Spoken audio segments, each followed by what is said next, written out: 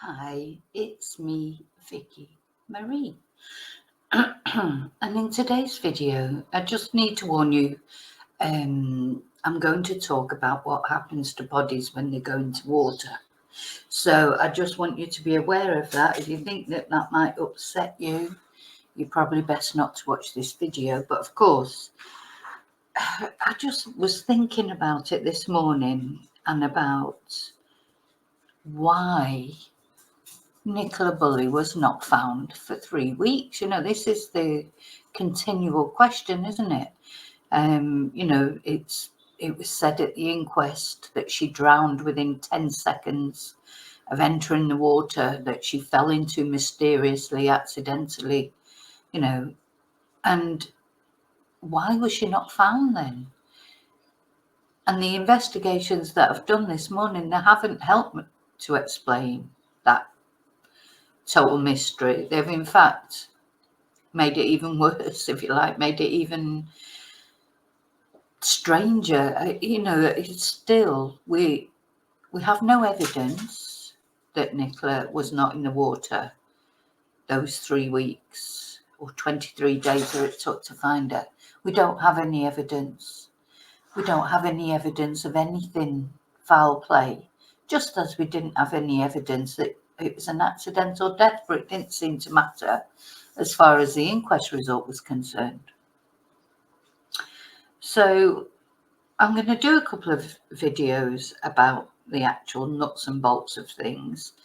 In another video, I'm going to look at what was said about the actual what was said at the actual autopsy, the bruises, etc. I'm going to look at in another video. What I'm going to look at in this video is why there isn't, no matter how you try and look for any reason why she may have been in that river undetected for 23 days.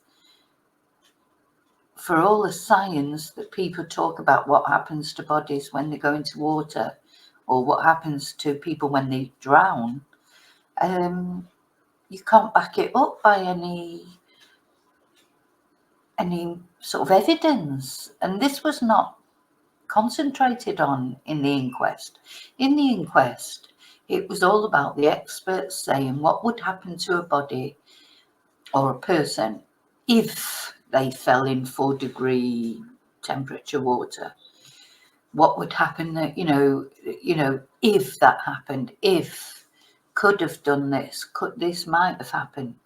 But there was no emphasis whatsoever put on the fact. Nobody was asked, why do you think the body wasn't found for 23 days? Nobody was asked that. Peter Folding wasn't called to give evidence. There was absolutely no reference made to the fact that 23 days went by and poor Nicola's body was not found for 23 days. Now, what I'm going to do in this video, I'm going to read to you and show you some articles that I found that, totally dispute that. And then I think for me, right, well, I'll do them in a certain order. Let's have a look at this one first.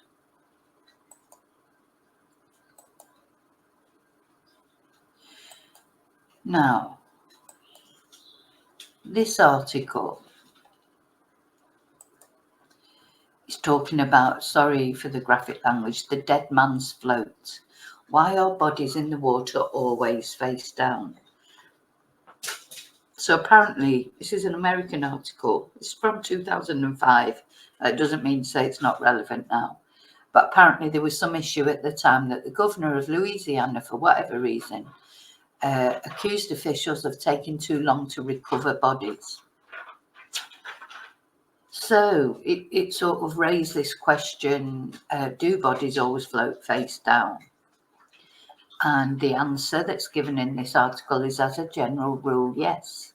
A cadaver in the water starts to sink as soon as the air in its lungs is replaced with water.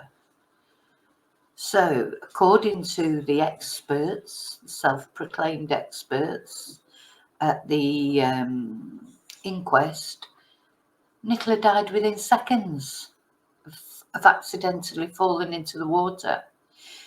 Once submerged, the body stays underwater until the bacteria in the gut and chest cavity produce enough gas, methane, hydrogen sulfide, and carbon dioxide to float to the surface like a balloon.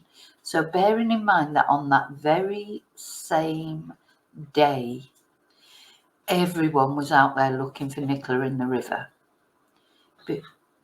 PC Thackeray, PC Plod said they were all out there, made a line across the very, very small River Wyre, very, very shallow River Wyre. They made a line across it.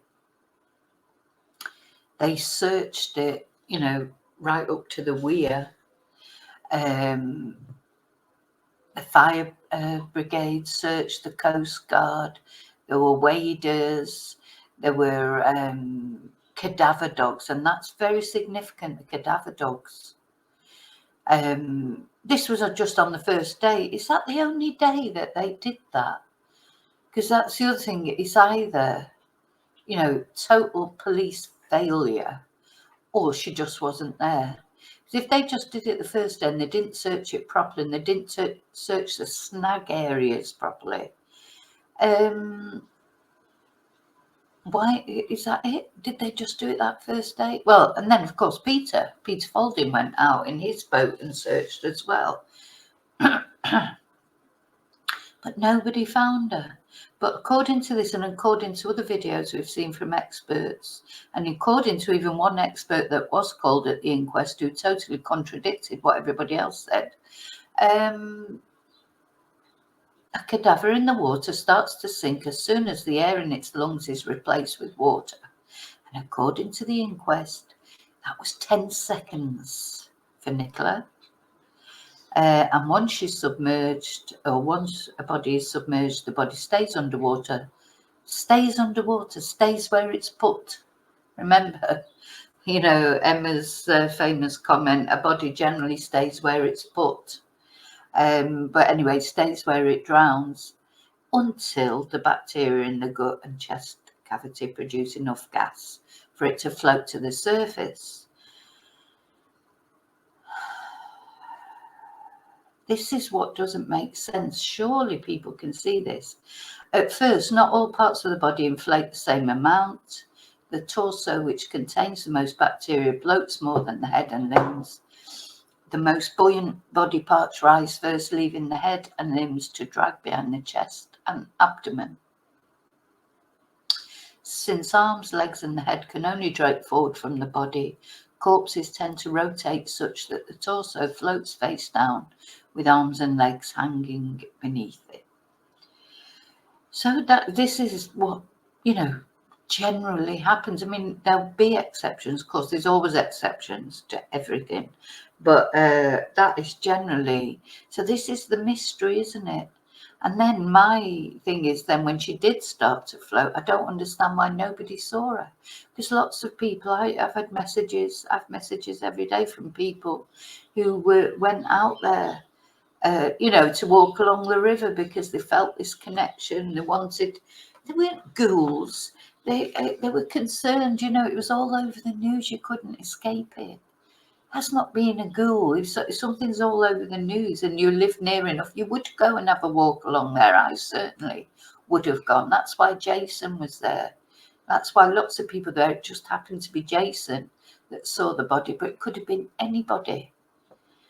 And there wouldn't have been so much fuss then about him being involved. I don't believe he was involved. Anyway, so yeah, there are exceptions. The smaller the limbs, the more likely a corpse will float facing up. Short arms and legs create less drag.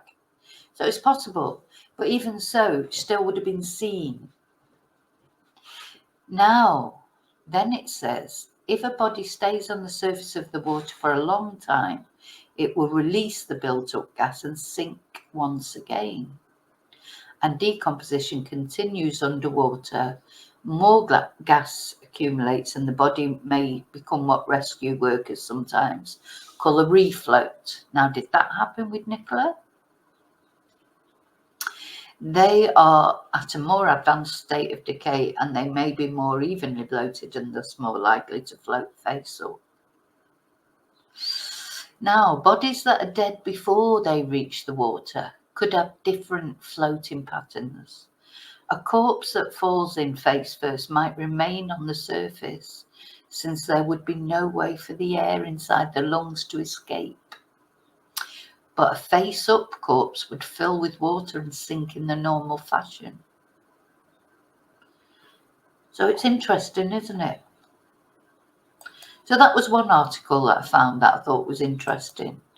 I can't find any article that would support the theory of Nicola not being found for so long, and also being found so far away from where supposedly she fell in by some miraculous accident. I can't find anything to support that, because the thing is, for her to get that far away, she had to have floated. You know, she didn't swim there, did she, if she was dead? So she floated there, but nobody saw her floating. This is what seems, you know, as I've said many times, did she only float at night then? I mean, it's crazy. It's all the people that walked by the side of that river and nobody saw her floating until Jason finally saw her. Okay, let's have a look at the next one. So this is talking about what happens with forensics when someone dies in a body of water. The first thing it's saying is, first, you need to locate them. Now, this is an article, more recent article. This is from 18th of May 2023. So let me share it with you.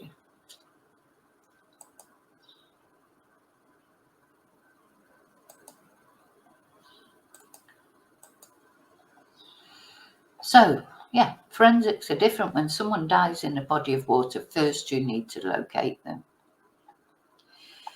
Now, this is certainly, well, this is another sort of thing that for me, I'll never understand. And I think it was a total cock-up by the Lancashire Police right from the beginning. They did not cordon off the crime scene, if you like, or, you know, maybe they weren't thinking of it as a crime, but it was still something that somebody had disappeared. A phone had been found on a bench, a dog running round, though I'm still not really clear where the dog exactly was, because there's so many conflicting stories. A harness tossed to the ground. I think it was tossed to the ground, left as a decoy, definitely, in my opinion.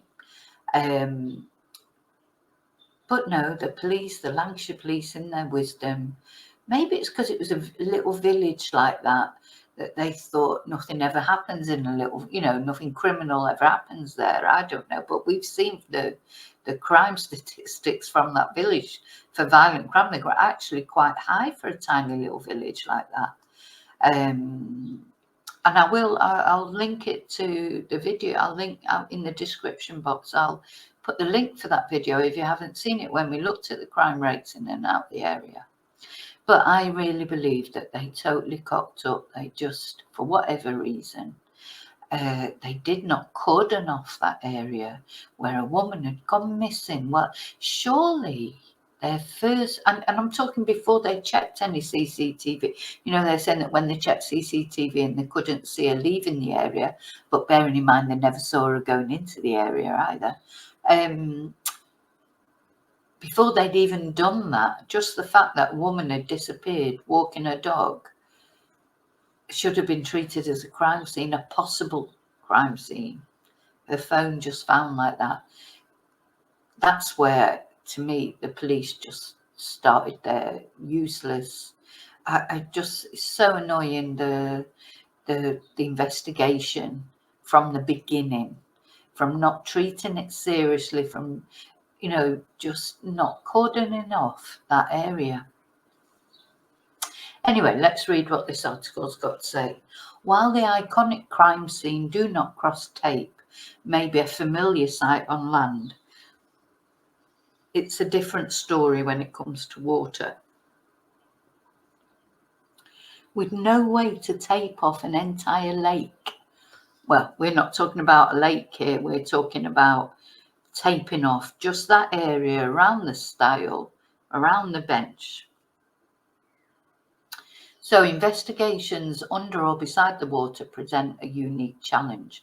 And it's true. I mean, imagine if you were trying to search the sea or a lake. I mean, it's virtually impossible, isn't it? So this work is not just due to suspicious criminal activity, but also search and recovery operations or accidents. So yeah, it's not only suspicious activity. So with the human body not equipped to survive in water, many fatalities are recorded every year as a consequence of natural death or suspected murder. Bodies can be found not only in the ocean, but also lakes, rivers, wells, swimming pools and cisterns.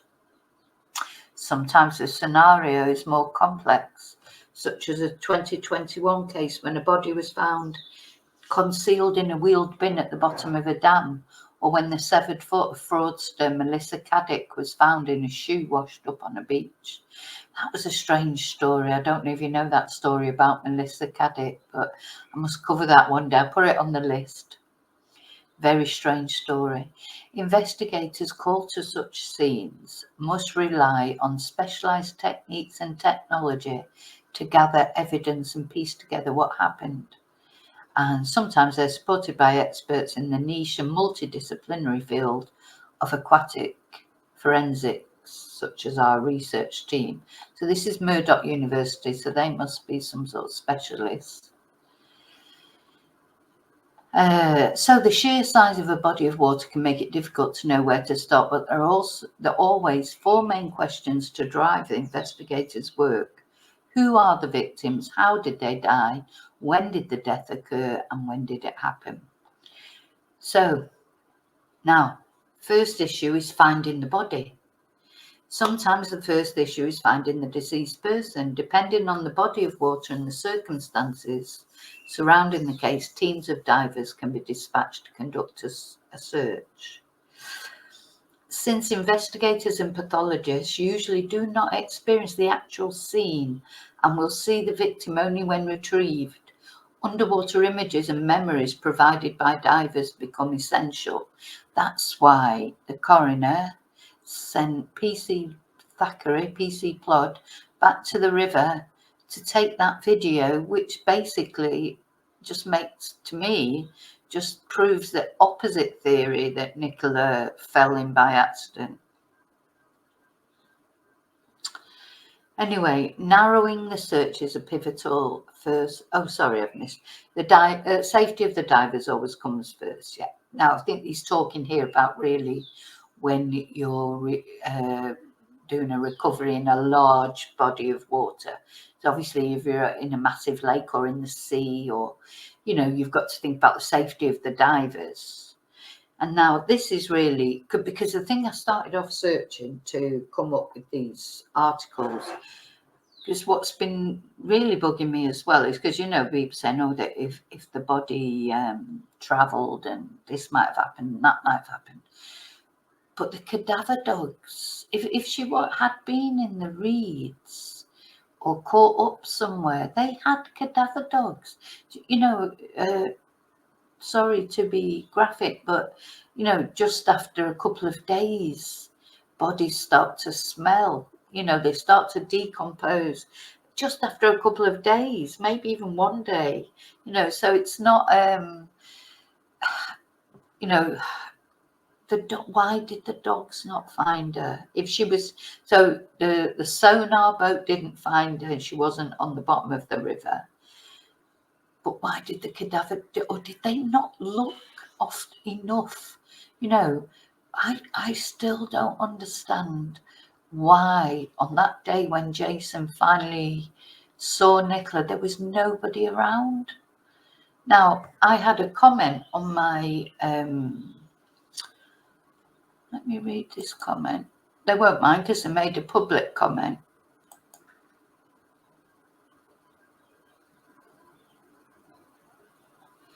Gosh, probably won't be able to find it now because... here you go. Now, this is a person, I won't read her name out. She might not want that happening on a video, but I mean, she's made a public comment. Me and my family had a walk around near where Nicola went missing the day before she was found. And then they go on to talk about a man that they spoke to. And she said, oh, let me just see where she says about it being, yeah, she says there was not a police car or a policeman about. And I travel from Blackpool. And the reason she made this comment was a comment about a guy, that guy that had been seen digging there. And she'd said to him, I said it was very quiet and eerie around the river and the bench. There was only a few dog walkers and the Sky News reporter, not a police car or a policeman around. Why? Why? She was still missing. You know, they were convinced she was in the river, but they stopped looking up and down the river. You know, this is what I just don't understand. Honestly, don't understand. With the best will in the world, I don't understand why they didn't find her, because she wasn't there really. That ultimately, you know, sometimes my viewers, they say that, well, she wasn't there, but we don't have any evidence of that. But you know, it feels like that, doesn't it, that she wasn't there? And if she wasn't there, then why wasn't she there, and where was she? Okay, so here it goes on to talk about the cadaver dogs. Specially trained dogs can detect the scent of submerged human remains from the surface if it's not too deep. Well, we know that's not deep. That river is like 3 foot or whatever. PC Plod was standing up in it. He couldn't even float in it. He was, you know, he tried floating and he had to stand up again. Technology can help too. Satellites, oceanographic data that can locate floating objects. That's what Peter was there for, wasn't it? Sonar can scan the water to detect any objects at the bottom, including a body. And divers can then take what's known as a visual record of the scene directly. Now, bearing in mind, Mr. Aidley, the coroner, he had to send PC Plod back to do that. So why was that not done at the time? Or why did they not use Peter's technology? Peter had it all on. He didn't want to use Peter's technology because Peter's technology did not prove the opposite. It proved she wasn't there. He wanted somebody to go out and do some testimony or do some recording that would prove the verdict that he already knew that he was going to give.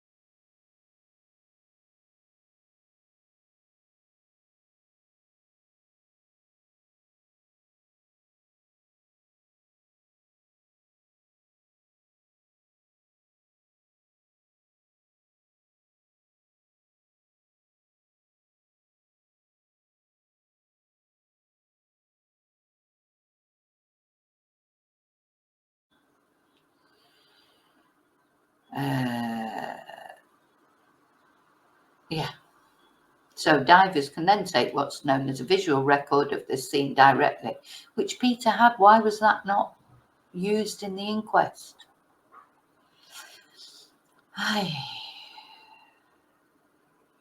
And then identifying and retrieving the body. Bodies can be unrecognisable after a time spent underwater. Being submerged causes several changes due to temperature, currents, interactions with animals and obstacles. Yeah, I don't really want to go into that detail. Well, we know that Nikki was identified by her medical records. And also clothing and personal items such as wallets and jewellery can assist in the identification process. Well, I think she had with her keys, didn't she have the Fitbit on, the bloody stupid Fitbit? It's caused so much. I'll never have a Fitbit.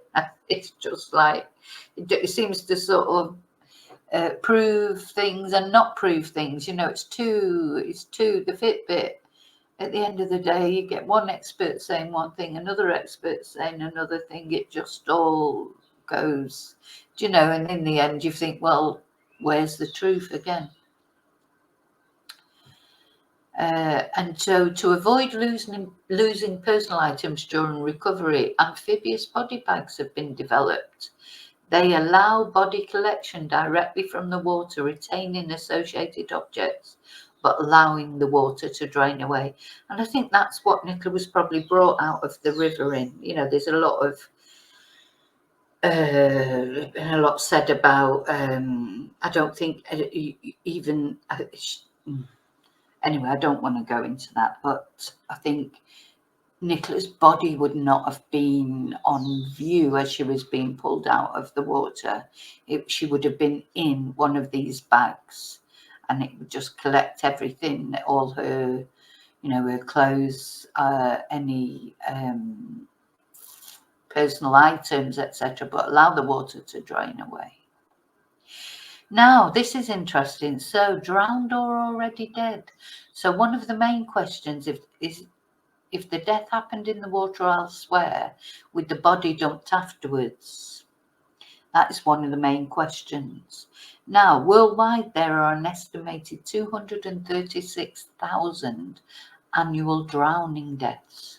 Investigators can be called upon a body found at sea after months gone missing, or remains can be washed up on a beach.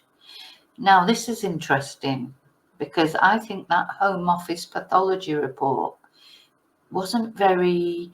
Now sometimes people could, because I don't even know how much you watch my channel, but you know, we've been doing some tarot card readings and things, and this Empress card keeps coming up, and people are always saying to me, was Nicola pregnant? Was Nicola pregnant? I'm saying no, she wasn't pregnant, because it wasn't brought up at the inquest. But you know, nobody asked that question.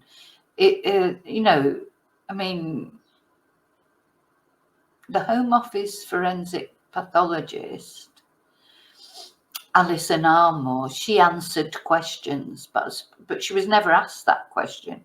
But surely she would have said, you know, if she was, because if she could tell, of course, I would imagine you would be able to, you know. And the answer to most of people's questions, unfortunately, is I don't know.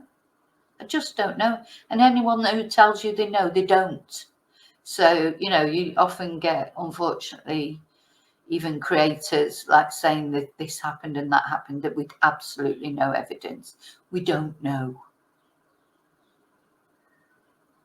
That's the answer. So this was interesting. Drowning is one of the most difficult diagnoses in forensic pathology. It is based on a few scattered findings, such as frothy fluid in the airways, lung damage, and fluid in the upper gastrointestinal tract. And another tool is the diatom test. Now, I didn't know. A lot of my chatters, you said, oh, what about the diatoms and that? I didn't have a clue about diatoms, so I couldn't answer that either. I don't try, you know, if I don't know something, I don't try and make it up. But this was interesting because when I saw diatom, I thought, oh, that's those diatoms that I didn't really understand. But a diatom test compares microscopic algae found in the tissues of the body with the one present in the water where the body was recovered. For highly decomposed bodies, new molecular artificial intelligence and virtual autopsy technologies are fast developing. That's interesting, isn't it? Now again, I feel like Alison Armour, she just answered the questions that the coroner asked her. Did he ask her, in your opinion? So I remember he said something like, in your opinion, was there any foul play? And she said no. But did he ask her, in your opinion, had the body been in the water all that time? So sometimes drowning is a mechanism of death, but there may have been other underlying causes, such as a cramp, a heart attack, drugs, or an accident of some sort. It takes careful interpretation to discern these. Gosh, there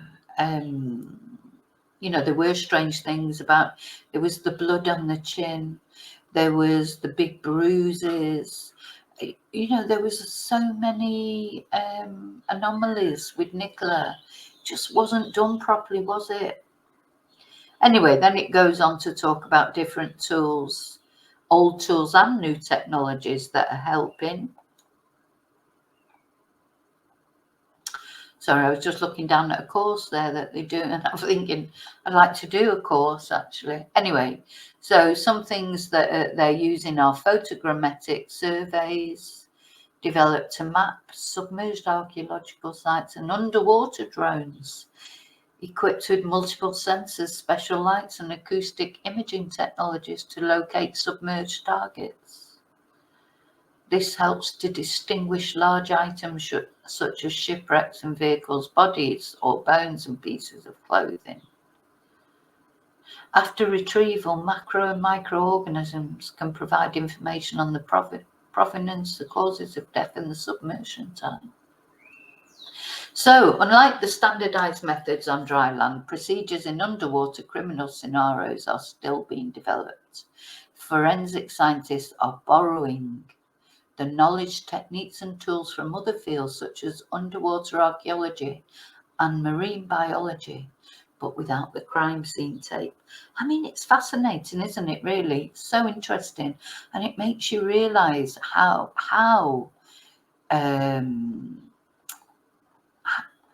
the inquest was just so incomplete. It was so incomplete. There was so much that wasn't considered. Now then, one last, this was the first article that I found, because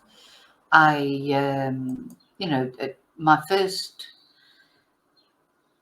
reason for doing this research at all and for looking into this at all was because I was thinking to myself, I'd read something about another case with the cadaver dogs, and I was thinking, why, if Nicola was in the reeds and she wasn't, you can see that if that sonar boat went up, the middle of the river or whatever, you could see maybe Peter did say it couldn't reach the reeds, but there were cadaver dogs as well. If she was in the reeds, they can smell. So this is what I'm going to read about cadaver dogs now.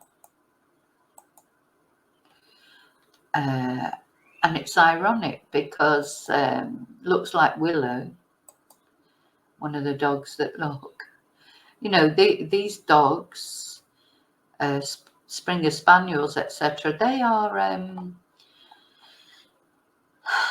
used for that. And I thought it was ironic and slightly sort of unthinking. While Nicola was missing, the Lancashire Police appealed for some dogs. They put an appeal out on their website. Do you have, a dog that you're looking to be rehomed? We're looking for these kind of dogs. And there was a dog on the front that looked just like Willow. They were totally oblivious to, the relevance of that. Because when I first saw that on the Lancashire Police website at the time, during the time that Nicola was missing, I thought, is this something about the Nicola Bulley case? No, they're looking for cadaver dogs. So if you wanted to rehome your dog, the Lancashire Police is where to go. Anyway, so research shows the value of cadaver dogs locating underwater corpses. This article is from 2015 from physics.org. So even when a body is submerged in deep and murky water, a specially trained dog can sniff its whereabouts from the surface. Now, just looking at this, the River Wyre, we've seen, I'm going to put some photos up here during the video. It's not deep. It's not even murky a lot of the time. How could the dogs have not sniffed out a body? This incredible level of canine capability is being investigated by the University of Huddersfield researcher Lorna Irish. Her thesis on cadaver detection dogs will make a powerful case for extending their use in cases of underwater corpses. During her research for a PhD, Lorna has covered several aspects of the work of detection dogs, and she's also developed a special fascination for the use of dogs to detect submerged bodies. Globally, there are some 100,000 deaths annual from drowning, including accidents and suicides. Some countries, such as the USA, are ahead of the UK in using dogs to detect the submerged bodies. I should imagine most countries are ahead of the UK in everything. Honestly, I don't like to say it because I just don't know what's happened to Britain in so many ways. It's just gone down the toilet. We used to be a country that people would be aspire to be like us. Our government, with like the mother of democracy, with the parliament, etc.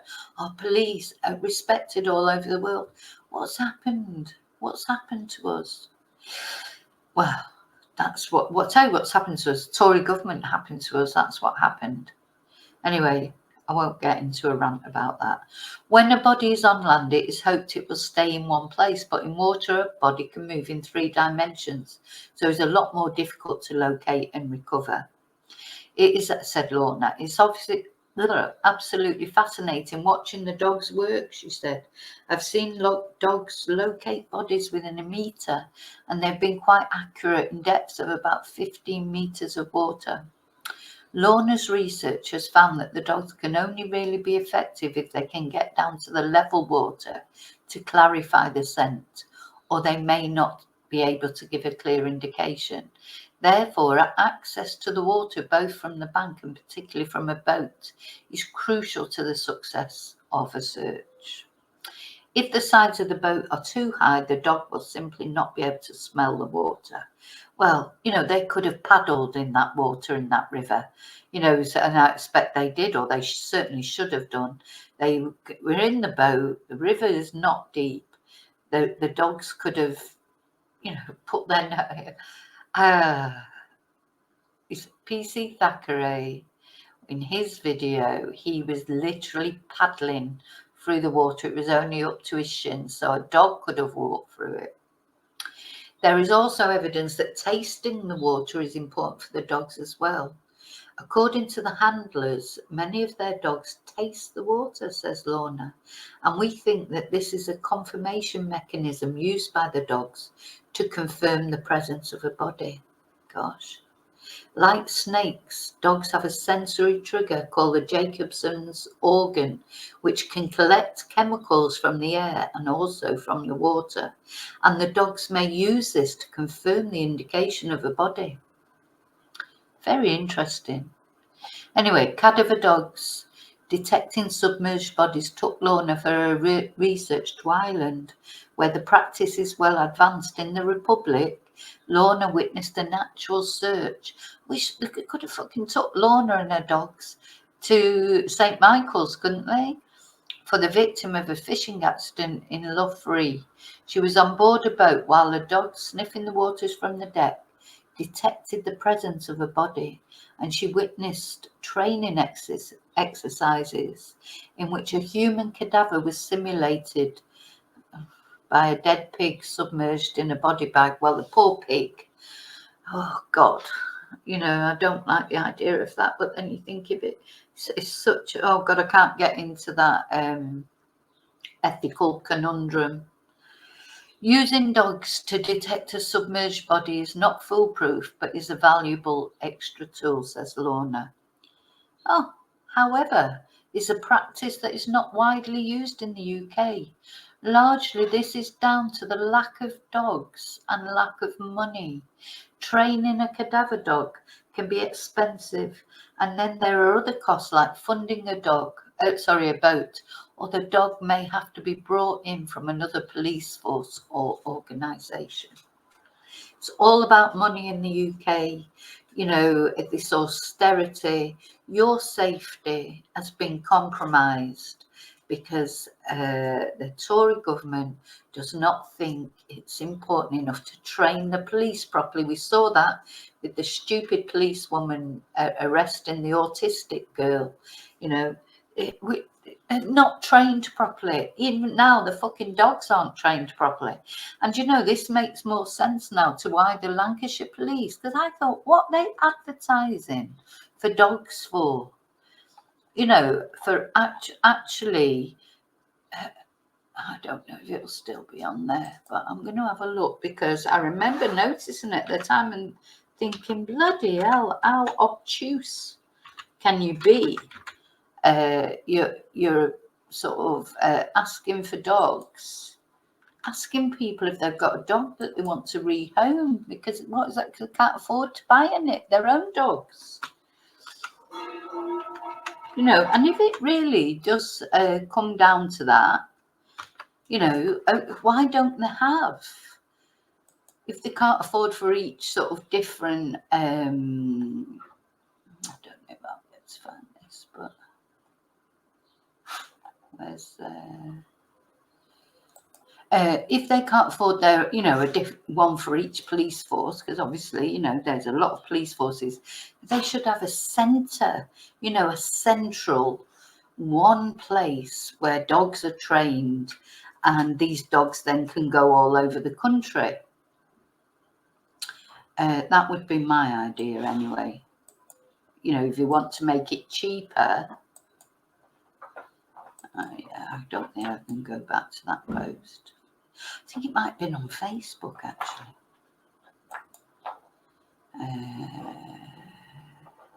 If I can find it. So I want to see it now, just to remember. They may have taken it off now, of course, because a lot of posts disappeared, didn't they? But yeah, why not have a central training centre for these dogs where you have a huge, you know, bank of dogs, and then when they're needed, they can be sent out to the different places. I might have to go back. It just takes so long maybe to get back. I don't know how to just. Don't think you can search. Where am I there? Oh, it's still only August. No, I'll be here all day looking for it. I should have looked up for it before. But anyway, they did. They were appealing for dogs. Do you have a dog? A picture of a dog very similar to Willow. Do you have a dog that you're looking to rehome? We're looking for, so, you know, yeah, they were looking for like second-hand dogs. But surely that would be difficult to train an adult dog. Surely you'd need to train them from puppies. Anyway, so that's my idea, Mr. Snowman. You go and talk to your mates in the Tory party and see if you can't open up a national centre. If you can't afford dogs of your own and you have to appeal on Facebook for dogs that need rehoming, why don't you all get together, all you commissioners of police or whatever, and create one big national dog training centre where dogs can be trained properly and then sent out to, you know, various incidences. Gosh, I really should be Prime Minister. Anyway, so I hope you found that interesting. It doesn't, you know, we still, I don't know what we can change, what we can do about this whole situation with Nicola, because, you know, there's those anomalies that stand, the man in black, the Scream, The fact her body wasn't found for 23 days. These things, you know. Anyway, so what I'm doing on my memberships live on a Tuesday, we do a live stream, myself and my members. And what I'm going to make that into is a workshop. So we're going to do this Tuesday, we'll be doing a workshop looking into this Nicola Bulley, all these anomalies. I've got quite a few photos that I want to show to my members, some things I want to tell them. And I know a lot of my members, they've all got their things and their theories. And we're just going to literally thresh out all the different theories.